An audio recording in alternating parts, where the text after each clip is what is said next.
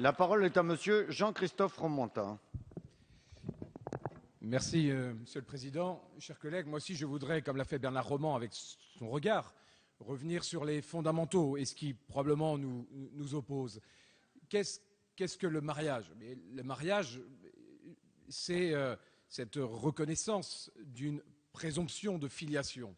Ce n'est pas la reconnaissance d'un acte social, ce n'est pas la reconnaissance d'un lien affectif, ce n'est pas une reconnaissance sociale tout court, c'est simplement la construction d'un cadre protecteur pour construire une famille. Alors certes, du coup, la question se pose, qu'est-ce qu'on pense être une famille? Qu'est-ce qu'on pense et dans quel périmètre on pense que la construction d'une famille doit s'opérer?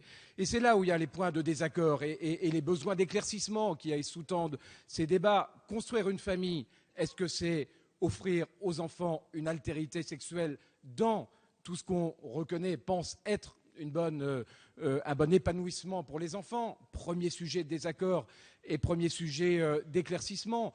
Deuxième sujet de désaccord et deuxième sujet qui sous-tend nos débats, c'est en acceptant le fait que le mariage est un cadre pour construire une famille, au nom de quoi un couple homosexuel qui se marie n'aurait pas le droit, effectivement, à construire une famille et avoir recours à l'adoption, à la PMA et à ce sujet de la GPA qui est, on le voit, est en suspension dans nos débats. Et c'est là où on a un véritable souci, c'est que tous ces usages qui sont condamnés par certains, acceptés par d'autres, acceptés à l'étranger, pratiqués dans certains pays et pas dans d'autres, sont fatalement les conséquences de ce mariage et de cet article 1.